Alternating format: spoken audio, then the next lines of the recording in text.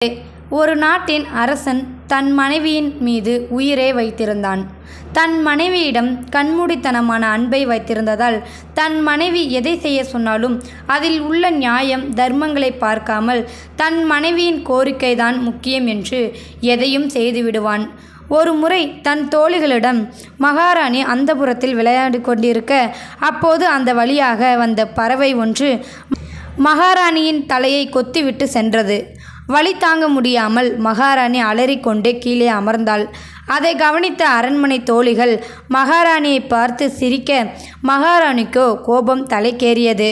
உடனே அரசரை அந்தப்புரத்திற்கு வரவழைத்து, அரசே, என்னை ஒரு பறவை தலையில் கொத்தி காயப்படுத்திவிட்டது. ஆனால் அதைவிட என் தோழிகள் முன்னால் அவமானப்பட்டது என் மனதில் இன்னும் அதிகமான வலியை தருகிறது. உடனே அந்த பறவையை பிடித்து அதற்கு மரண தண்டனை விதியுங்கள் என்று தன் கோரிக்கையை அரசனிடம் தெரிவித்தாள்.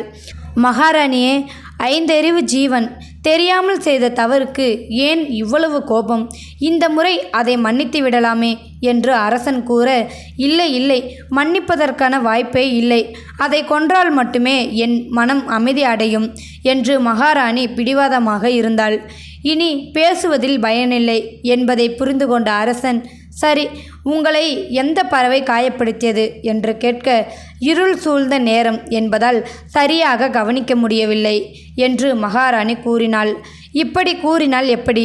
எந்த பறவை என்று அடையாளம் தெரியாமல் எப்படி தண்டிப்பது என்று அரசன் யோசிக்க, மகாராணியோ சிறிதும் யோசிக்காமல், அரசே, நம் நாட்டில் இருக்கும் அத்தனை பறவைகளையும் சிறைபிடித்து மரண தண்டனை விதியுங்கள் என்று மகாராணி கூற, அதை கேட்டதும் அரசர் அதிர்ந்து போனார்.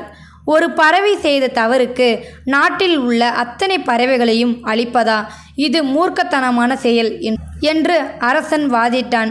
ஆனால் மகாராணி தான் எடுத்த முடிவில் உறுதியாக இருக்க, இனி பேசி எதுவும் நடக்கப் போவதில்லை என்பதை புரிந்து கொண்ட அரசன் நாட்டில் உள்ள வேடர்களை வரவழைத்து பறவைகளை பிடிக்குமாறு உத்தரவிட்டான்.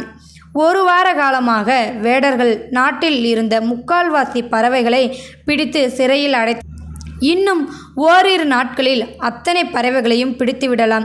அதற்கு பிறகு தண்டனை தரலாம் என்று அரசன் அரசியிடம் ஆறுதல் சொல்லிக்கொண்டே இருந்தான்.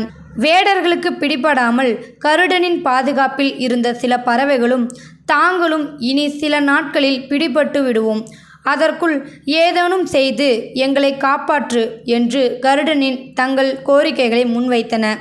வெகு நேரம் யோசித்த கருடன் மனைவியின் பேச்சை கேட்டு முட்டாள்தனமாக நடந்து கொள்ளும் அரசனிடம், கருணையை இனி நாம் எதிர்பார்ப்பது முட்டாள்தனம். இனி நம்மை படைத்த இறைவன் மட்டுமே நமக்கு துணை என்று இறைவனிடமே இதற்கு உபாயம் தரும்படி பிரார்த்தனை செய்தது. கருடன் முன் தோன்றி இறைவன், கருடா, உன்னுடன் இருக்கும் பறவைகளையும் வேடர்களின் வலையில் சிக்கிக்கொள்ள ஆணையிடு. அதற்கு முன் நான் சொல்கின்ற ரகசியத்தை அவர்களிடம் கூறு. உங்களை படைத்த எனக்கு உங்களை எப்படி காக்க வேண்டும் என்று தெரியாதா? நம்பிக்கையுடன் செல், நான் உனக்கு துணையாக இருப்பேன் என்று கூறிவிட்டு இறைவன் மறைந்துவிட்டார். இறைவன் கூறிய ரகசியத்தை பறவைகளிடம் கூறிய கருடன், வேடர்களின் வலையில் நீங்களாகவே சென்று அகப்பட்டு கொள்ளுங்கள் என்று உத்தரவிட அனைத்து பறவைகளும் பிடிபட்டன. மறுநாள் தண்டனை தர அரசரும் மகாராணியும் மரண கூட்டத்திற்கு வந்தனர். அங்கு நாட்டில் வசித்த அத்தனை பறவைகளும் அச்சத்துடன் கத்திக் கொண்டிருந்தன. அப்போது, உங்களில் யாரோ ஒரு பறவை செய்த தவறுக்கு அத்தனை பறவைகளுக்கும் இன்று மரண நாள் குறிக்கப்பட்டுள்ளது. அதற்கு முன் உங்களுக்கு ஏதேனும் ஆசைகள் இருந்தால் கூறலாம் என்று அரசன் கேட்க, ஒரு சிட்டுக்குருவி அரசனின் முன்னால் வந்து, அரசே, எங்கள் பறவைகளின் தலைவன் ஒரு சிறிய பிரச்சனையை தீர்த்து வைக்க பக்கத்து நாட்டிற்கு சென்றுள்ளார். இன்னும் சிறிது நேரத்தில் வந்துவிடுவார். அவர் வந்ததும் அவரை ஒரு முறை நாங்கள் பார்த்து கொள்கிறோம். அதற்கு பிறகு நீங்கள் எங்களை கொல்லுங்கள் என்று சிட்டுக்குருவி கேட்க, ஓ, பக்கத்து நாட்டிற்கு சென்று பிரச்சனைகளை தீர்க்கும் அளவிற்கு புத்திசாலியான பறவையாது? வரட்டும், அந்த பறவையை நானும் பார்க்க வேண்டும். அதற்கு பிறகே தண்டனைகளை நிறைவேற்றலாம் என்று அரசன் காத்திருந்தான். சிறிது நேரத்தில் கருடன் அங்கே வந்தது.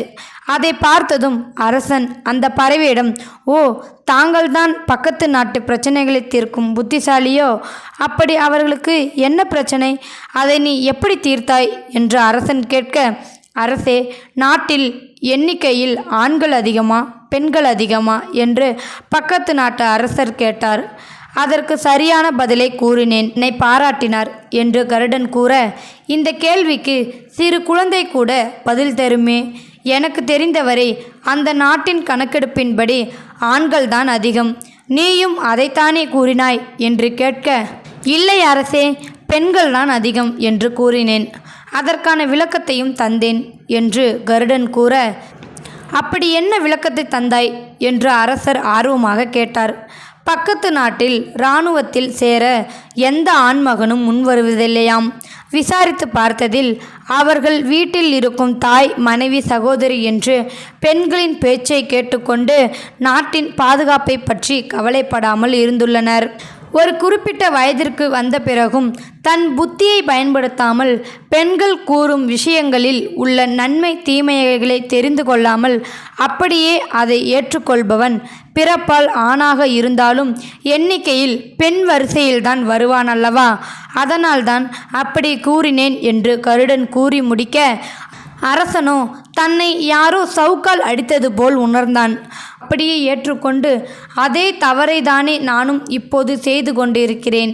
அப்படியென்றால் நானும் பெண் வரிசையில்தான் வருகிறேனா என்று நினைத்த அரசர், கருடா, இந்த பறவைகளை அழைத்து கொண்டு செல். நான் எப்போது ஆணையிட்டாலும் இந்த பறவைகள் இங்கே வர வேண்டும் என்ற கட்டளையுடன் அவைகளை விடுதலை செய்தான். மகாராணியோ பறவைகளை விடுதலை செய்ததை அறிந்து எல்லையில்லா கோபத்துடன் இருந்தாள். அரசன் எத்தனை முறை எடுத்து கூறியும் அவள் புரிந்து கொள்ளவில்லை. சரி, 1 வாரம் 10 நாட்கள் கடந்தால் எல்லாம் சரியாகிவிடும் என்று அரசனும் எதையும் பெரிதாக கண்டுகொள்ளவில்லை. ஆனால் மகாராணிக்கோ அரசர் நம்மை கண்டுகொள்வதில்லை என்று தெரிந்ததும் உணவு உண்ணாமல் பட்னி இருக்க தொடங்கினாள். தொடர்ந்து பட்னி இருந்ததால் மகாராணியின் உடலில் சக்தி குறைந்து மயக்கமடைந்து ஆபத்தான நிலைக்கு தள்ளப்பட்டாள். இதை அறிந்த அரசன் என்ன செய்வதென்று தெரியாமல், ஒரு பறவை செய்த தவறுக்கு அத்தனை பறவைகளையும் கொல்வதா, இல்லையேல் பறவைகளின் உயிரை காக்க என் 6 மனைவியை இழப்பதா, இல்லை, என் மனைவியை இழக்க நான் தயாராக இல்லை என்று மீண்டும் பறவைகளை உடனே சிறைக்கு வரும்படி உத்தரவிட்டான். அங்கு வந்த அத்தனை பறவைகளையும் பார்த்த அரசன், எங்கே கருடனை காணவில்லை என்று கேட்டார். தென் திசையில் உள்ள நாட்டில் ஒரு பிரச்சனை தீர்க்க சென்றிருக்கிறது, இன்னும் சிறிது நேரத்தில் வந்துவிடும் என்று கூறி முடிப்பதற்குள் கருடன் அங்கே வந்தது. கருடா, இன்று எந்த கேள்விக்கு விடை தந்துவிட்டு வந்தாய் என்று அரசன் கேட்க, அரசே, நாட்டில் பிறப்பு அதிகமா இறப்பு அதிகமா என்ற கேள்விக்கு விடை தந்துவிட்டு வருகிறேன். இதில் என்ன சந்தேகம் இருக்கிறது? பிறப்புதானே அதிகம். வருடா வருடம் மக்கள் தொகை கூடிக்கொண்டே போவதை பார்த்துமா அவர்களுக்கு விடை தெரியவில்லை என்று அரசன் ஏளனமாக கேட்டான். இல்லை அரசே, நீங்கள் கூறிய விடை தவறு. இறப்புதான் அதிகம் என்று கருடன் கூற, அதெப்படி சாத்தியம்? எனக்கு விளக்கமாக கூறு என்று அரசன் கேட்டதும், எவன் ஒருவன் தான் செய்தது தவறு என்று தெரிந்து ஒருவனை மன்னித்து சரியான தீர்ப்பை வழங்கிய பிறகும் தனக்கு வேண்டியவர்கள் தன் கூட இருப்பவர்களின் பேச்சை கேட்டுக்கொண்டு கொடுத்த தீர்ப்பை மாற்றி வாக்குறுதிகளை மீறுகிறானோ அவன் உயிருடன் இருந்தாலும் பிணத்திற்கு சமமானவன். தன் புத்தியை பயன்படுத்தாமல் அடுத்தவர்களின் தவறான சொல் பேச்சு கேட்பவன் உயிருடன் இருந்தாலும் இறந்தவர்களின் கணக்கில்தான் வருவான் என்று கருடன் கூற, அரசனுக்கு இந்த முறை நேரடியாகவே தன்னைதான் கருடன் பிணம் என்று கூறுகிறது என்பதை உணர்ந்து கொண்டு அரசன் மீண்டும் அந்த பறவைகளை விடுதலை செய்தான். இந்த முறையும் பறவைகளை விடுதலை செய்ததை அறிந்த மகாராணி, அரசே, என் மீது உங்களுக்கு அன்பு துளியளவும் இல்லை. அப்படி இருந்திருந்தால் அந்த பறவைகளை இத்தனை முறை மன்னிப்பீர்களா? இதுதான் நான் உங்களுக்கு தருகின்ற கடைசி அவகாசம். இந்த முறை நீங்கள் அந்த பறவைகளுக்கு மரண தண்டனை தரவில்லை என்றால் நான் அக்னியில் இறங்கி என் உயிரை மாய்த்து கொள்வேன் என்று உறுதியாக கூறிவிட்டாள். அரசன் மிக பெரும் தர்ம சங்கடத்திற்கு ஆளானான். இல்லை, யார் எப்படி வேண்டுமானாலும் சொல்லட்டும், இந்த முறை நிச்சயம் பறவைகளை கொன்று என் 6 உயிர் மனைவியை காப்பாற்றிக் கொள்வேன் என்று உறுதி எடுத்துக்கொண்டு பறவைகளை மீண்டும் சிறைக்கு வரும்படி உத்தரவிட்டான். இந்த முறை எல்லா பறவைகளுடன் கருடனும் வந்திருந்தது. கருடனை பார்த்து எதையும் கேட்கக்கூடாது என்று இருந்த அரசன் கருடனை பார்த்ததும், இன்று எந்த கேள்விக்கு விடை தந்தாய் என்று தன்னையும் அறியாமல் கேட்டுவிட்டார். அரசே, இன்று ஒரு பெரிய கேள்வியுடன் வந்திருக்கிறேன். நம் நாட்டில் முட்டாள்கள் அதிகமா புத்திசாலிகள் அதிகமா என்று கருடன் கேட்க, இதில் என்ன சந்தேகம், நம் நாட்டில் புத்திசாலிகள் தான் அதிகம் என்று பெருமையாக அரசன் கூறினான். அதற்கு கருடன் இப்படி கூறியது: எந்த அரசன் ஒரு பிரச்சனையில் உள்ள நியாயம் தர்மங்களை பார்க்காமல் தனக்கு வேண்டியவர்களுக்கு எது தேவையோ அதை மட்டும் செய்கிறானோ, அப்படி அந்த அரசன் செய்வது தவறு என்று தெரிந்தும் அதை அப்படியே ஆமோதிக்கும் அரசர்கள் இருக்கிறார்களோ, அவர்கள் அனைவரும் உயர்ந்த பதவியில் இருந்தாலும் முட்டாள்கள்தான். கண்மூடித்தனமான அன்பிற்காக நன்மை தீமைகளை உணராமல் தனக்கு வேண்டியவர்களுக்கு சாதகமாக நடந்து கொள்ளும் அத்தனை பேரும் முட்டாள்தான்.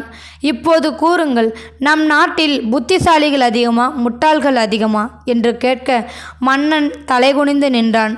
நாம் எவ்வளவு பெரிய முட்டாள் என்பதை உணர்ந்த அரசன், மகாராணி உண்மை புரிந்து உயிருடன் இருந்தால் இருக்கட்டும், இல்லையில் இறக்கட்டும். நான் இனி ஒருபோதும் இந்த பறவைகளை துன்புறுத்த மாட்டேன் என்று அவைகளை மகிழ்ச்சியுடன் வழி அனுப்பி வைத்தான். ஒருவரின் மீது நீங்கள் காட்டும் அன்பு முட்டாள்தனம் அல்ல, ஆனால் அளவு கடந்த முட்டாள்தனமான அன்பை மட்டும் ஒருவரின் மீது வைத்து விடார்கள். நீங்கள் வைக்கும் அன்பு இன்னொரு மகிழ்ச்சியான உலகத்தை உருவாக்க வேண்டுமே தவிர இன்னொருவரின் மகிழ்ச்சியை உலகத்தை அளிக்கும் அளவிற்கு முட்டாள்தனமாக இருந்துவிடக்கூடாது. இந்த வீடியோ உள்ள கருத்து உங்களுக்கு பிடிச்சிருக்குன்னு நினைக்கிறேன். பிடிச்சிருந்தால் லைக் பண்ணுங்கள், ஷேர் பண்ணுங்கள், கமெண்ட் பண்ணுங்கள், மறக்காமல் சப்ஸ்கிரைப் பண்ணுங்கள். தேங்க்யூ ஃபார் வாட்சிங்.